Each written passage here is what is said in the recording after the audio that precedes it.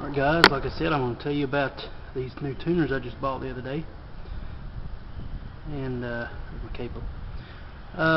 These are an amber tone color buttons with gold hardware front and back to match my beautiful body and guitar. And if you pan out, you can kind of see the awesomeness of it.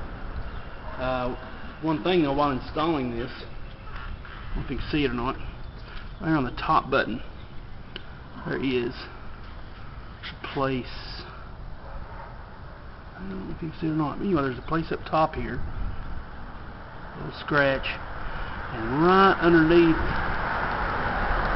probably right here where my pick is, if you can see it, it's hard to do without getting the shadow. Anyway, when we was trying to get the other tuners off, this is what we come up with. And I have to show you those other tuners I have with me, but they were completely stripped, I mean torn apart trying to get them off. So when we tried to get the washer off here and unscrew it, it would just keep turning and turning and spinning around and not come off. So these tuners are, turn it back on the focus. These tuners are made by a guy named Earl. I forgot his last name. I think it's Reinoehl, but I'm not sure. Reinoehl. Anyway, they were 34 bucks, and I'll just put this up here. 34 bucks for these tuners, the cheapest I found. And so far, I put them on yet last night, and so far they're tuning really great. He told me they are a 14.1 gear ratio, and they are shader style buttons. And they fit this fender headstock perfectly. I didn't have to drill any extra holes, didn't have to do anything. They made it up real well on the back.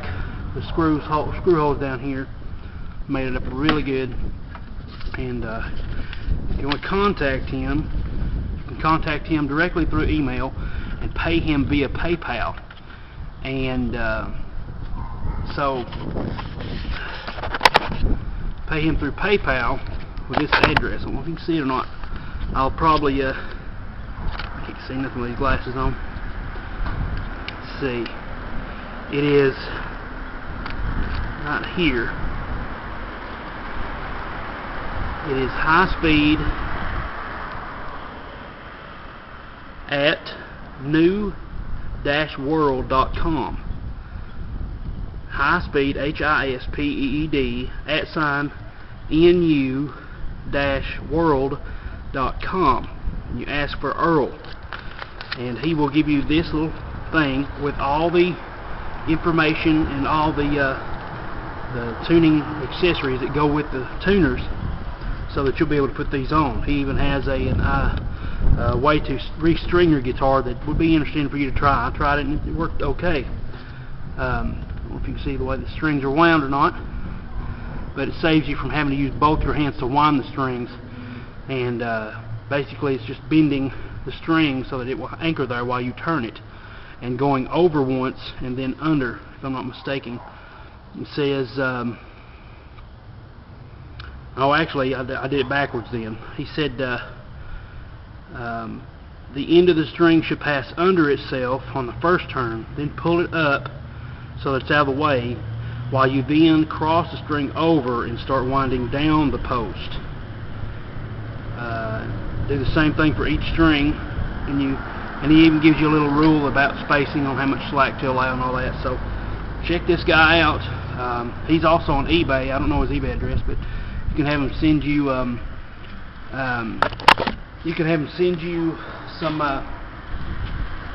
pictures. He sent me some examples and things, and if I can get around to it, I may put them on this video or another one. Some examples of things he does. He builds custom guitars, and he runs his tuner shop out of his home, I think. But definitely give him a call, email him. One more time, it's hispeed at new-world.com, and ask for Earl. He was really good to work with, and he was made a good friend there. So definitely worth the investment. Thanks. Talk to you later. Okay, what you are seeing here are the old tuners that were on my Fender acoustic guitar, the ones that were on before the ones I showed you at the beginning of this video, if I'm in fact putting this in the same video. And I've had these on for like 15 years. They're the original Fender tuner machine heads that came with it. And here's what was wrong with these. Yeah, that's the right one. This little part down here, you can barely see it, but as I come around in the very bottom right down here, I hope you can see it. I've got it on the flower setting on this camera, so you should be able to see it. You can kind of see where it's stripped. You know, there's a little black gap right there. Well, that's where the metal was, the pressure of the string was taking the metal and just twisting it around and around and around. This part right here. And here's a prime example of that. This is supposed to be anchored, but through the years, the part is not anchored anymore. You see this twist all the way around down here on the bottom here? See that little gap?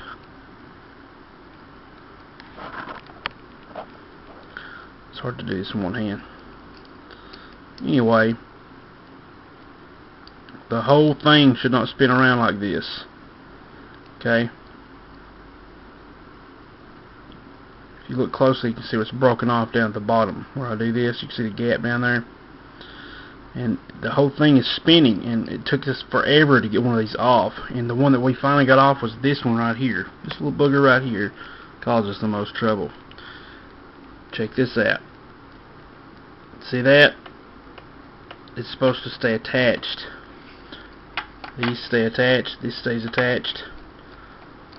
What happens is the whole thing was twisting like this because it was broken off of the tuner itself. And so every time we tried to twist this bolt, this washer, the bottom would twist too. And it would just keep doing this, and it wouldn't unloose. So we had to actually pry it out with flathead screwdrivers and just chisel them in there and hammer them in there until the tuner itself,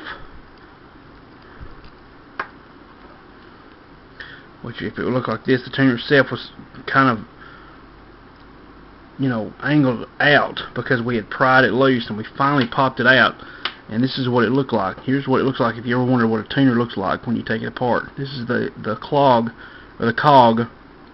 Excuse me. There's the tuner post hole right there, and the washer and everything that fits together. And there's the cog that fits into the actual tuner. If you've ever wondered what this little black dot is, it's the wheel down here that sets with the cog. And as you turn, I don't know if you can see this or not, but as you turn the machine head, those wheels turn, which in turn turns this screw, this cog here, and which is connected to the post up here. It's actually connected to this down here. It's like I had to push it on there.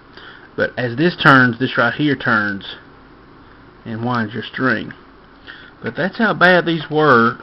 Couldn't even, they so much slacked where they wouldn't hold right. They were just not tuning correctly. But the other ones are a lot better now. So that's what you get when you keep tuners on way too long. If you have that problem, get them changed, and give Earl a call, because he'll give you a good deal on them, and you'll be happy with what you see. Thanks for watching. I'm out.